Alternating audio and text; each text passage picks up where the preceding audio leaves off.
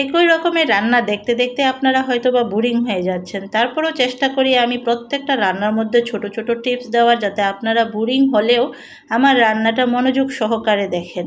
আমি আজকে আপনাদেরকে মুরগি রান্না করে দেখাবো। এখানেও ছোট্ট একটা টিপস দিব যাতে আপনারা পুরো ভিডিওটা দেখেন। আসসালামু আলাইকুম। আমি তাহলে মুরগি রান্নাটা শুরু করে দেই।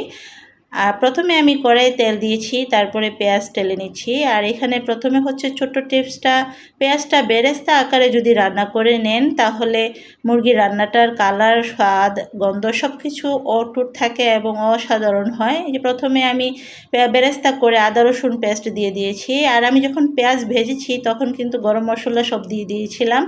এখানে দেখুন হলুদের গুঁড়া, মরিচের গুঁড়া, জিরার গুঁড়া আর লবণ পরিমাণ মতো দিয়ে দিয়েছি। তারপরে এই তেলের মধ্যেই কিছুক্ষণ ভেজে নিচ্ছি। মশলাটা এভাবে ভেজে নিলে তাহলে মশলা যে কাঁচা গন্ধ সেটা থাকে না। আমি কিন্তু আদা রসুন পেস্টটাও শুরুতে একটু ভেজে নিয়েছি, তারপরে আমি গুঁড়া মশলা দিয়েছি, সেটাও একটু ভেজে নিয়ে তারপরে আমি একটু পানি দিয়ে কষিয়ে নিচ্ছি। মশলাটা ভালো করে কষিয়ে নিয়ে তারপরে আমি মুরগিগুলো দিয়ে দিচ্ছি। মুরগির মাংসের সাথে আমি আলু দিয়ে দিয়েছি। দেখুন এখন মশলাটার সাথে ভালো করে মিশিয়ে নিব। মশলাটা ভালো করে মিশিয়ে তারপরে ঢাকনা দিয়ে কতক্ষণ রান্না করব। আমার মশলাটা মেশানো হয়ে গিয়েছে, এখন ঢাকনা দিয়ে কিছুক্ষণ রান্না করব।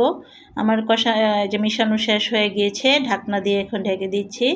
এই যে দেখুন ঢাকনাটা দিয়ে দিয়েছি। এখন কিছুক্ষণ রান্না করে আবার ঢাকনাটা সরিয়ে একটু নেড়ে ছেড়ে দিতে হবে, না হয় আবার নিচে লেগে যাওয়ার। শুরুতে একটু নেড়ে ছেড়ে দিতে হয়, কারণ তখন তো আর পানি ছাড়ে না। কিছুক্ষণ রান্না করলে আবার পানিটা ছেড়ে দেয়, তখন আবার ঘন ঘন নাড়তে হয় না, কষানোর জন্য ঢাকনা দিয়ে ঢেকে দিতে হয়। আমি আবারও একটু ঢাকনা দিয়ে ঢেকে দিব। এই যে ঢেকে দিয়েছি। যে আবার ঢাকনাটা সরিয়ে আবারও কিছুক্ষণ নেড়ে ছেড়ে দিব।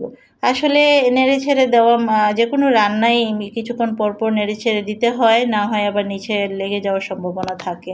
আর মুরগির মাংসটা আসলে দেখুন এখনই কতটা লোভনীয় হচ্ছে। আমি এখনও ঝোলের জন্য পানি দেইনি। এখন এই যে একটু নেড়ে ছেড়ে আমি পানিটা দিয়ে দিব। আর আপনাদেরকে বললাম না, পেঁয়াজটা বেরেস্তা আকারে করে রান্না করলে কালারটা অনেক সুন্দর আসে এবং স্বাদও দ্বিগুণ বেড়ে যায়, অনেক মজা হয়। কারণ বেরেস্তা কিন্তু এমনিতে সুদা সুদা খেতেও মজা হয়। যে কোনো মাংস, পোলাও এসব রান্না করার মধ্যে কিন্তু বেরেস্তা দেয়। ঠিক সেরকমভাবে আমি যখন তরকারিটা রান্না করি তখন যদি বেরেস্তাটা করে নিই আগে, তাহলে কিন্তু তরকারির স্বাদ দ্বিগুণ বেড়ে যায়। আমি আবারও ঢাকনা দিয়ে ঢেকে রেখেছি। এই যে দেখুন এখন ঝোলটা যতক্ষণ শুকানোর সময় পর্যন্ত অপেক্ষা করতে হবে। আমি জানি আপনারা আমার রান্না পছন্দ করেন, আপনারা আমার রান্না দেখেন, ভালোবেসে লাইক কমেন্ট করেন, অনেকেই শেয়ারও করেন। এভাবেই সবসময় আমাকে ভালোবেসে পাশে রাখবেন।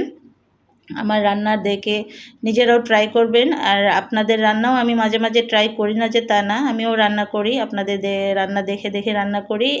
আমার পাশে এভাবে সব সময় থাকবেন। আজকের জন্য আল্লাহ হাফেজ।